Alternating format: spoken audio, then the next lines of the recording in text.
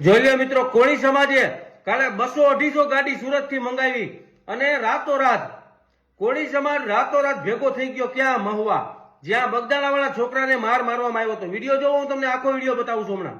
પેલા એનો વિડીયો બતાવી પછી એના વિશે વાત કરી. જોઈ લો કે ન્યાય માટે કેટલું લોકો લડે છે, પણ ન્યાય મળતો નથી. કારણ કે આવા તો કેટલાય બનાવો બની ગયા, હજી સુધી કોઈને ન્યાય મળ્યો નથી. જોવો પેલા ઘટના શું છે, પેલા આખો વિડીયો જોવો પછી આપણે વાત કરીએ. તો પેલા એ વિડીયો જુઓ તમે.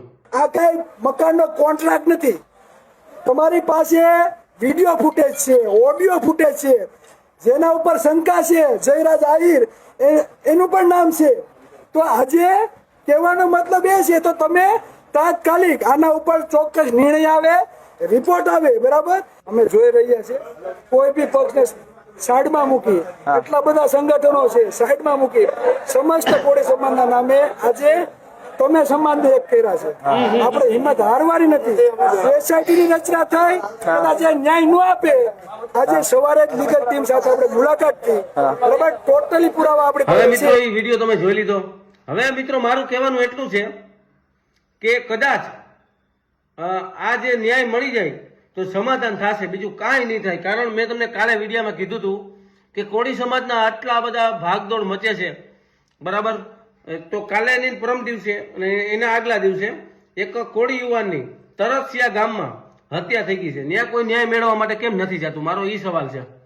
અને હું કોળી ભાઈઓને આહિર ભાઈઓને કહું છું કે વિડીયા બનાવવામાં મર્યાદા રાખજો. બધા લોકો બે સમાજને કહું છું કે આ ગાળાગાળી આપણે ન શોભે. આપણે કોના બાળકો છીએ જોજો. અમે કૃષ્ણવંશી આહિર છીએ, તમે વેલનાથના છોરું છો. બરાબર, સૂર્યવંશી કહેવાઓ છો તમે, તો સૂર્યવંશી જેવું રાખજો. કારણ તમને હું કહું છું મિત્રો, કારણ તમને હું કહું, શું કામે કે તમે ગાયરું બોલશો ને તો તમારા સમાજની ઘટી જશે, અમે બોલશું તો અમારા સમાજની ઘટી જશે. બરાબર, કારણ કે આ છે ને, આ માથાકૂટ જે થઈ છે ને, એ રાજકારણીઓ અંદરો અંદર સમાધાન થઈ જશે.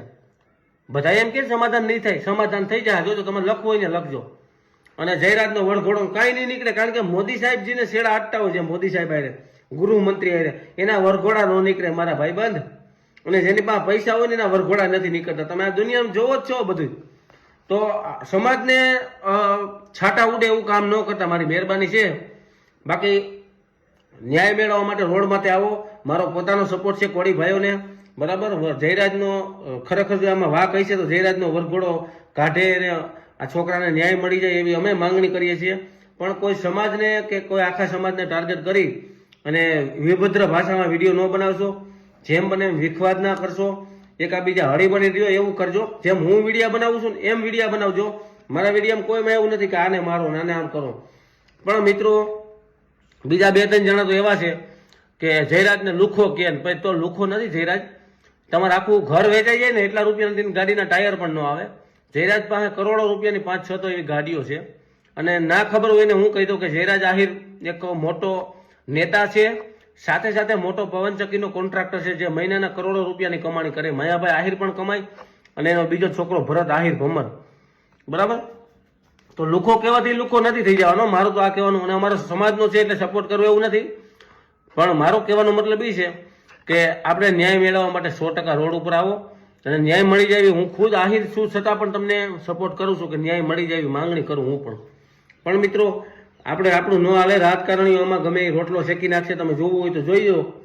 એટલે આના થકી આપણે એટલું જાણીએ કે આપણે આમાં ખોટે ખોટો વધારે જશ લેવું અને એ લોકો બંધ દરવાજે બેઠક કરીને સમાધાન કરી નાખશે અને આપણે ભૂઠા પડશું.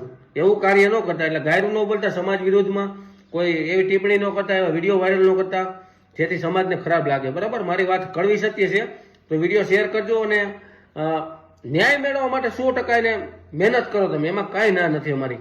અને વ્યક્તિ દીઠ બોલો, પણ ગાયરું ન બોલો. કારણ કે ગાયરું બોલવા તમારી ને અમારી બધાની ઘટે છે. આપણું આ માનવું છે. તમારું શું કેવું જરા કોમેન્ટ કરજો. ધન્યવાદ.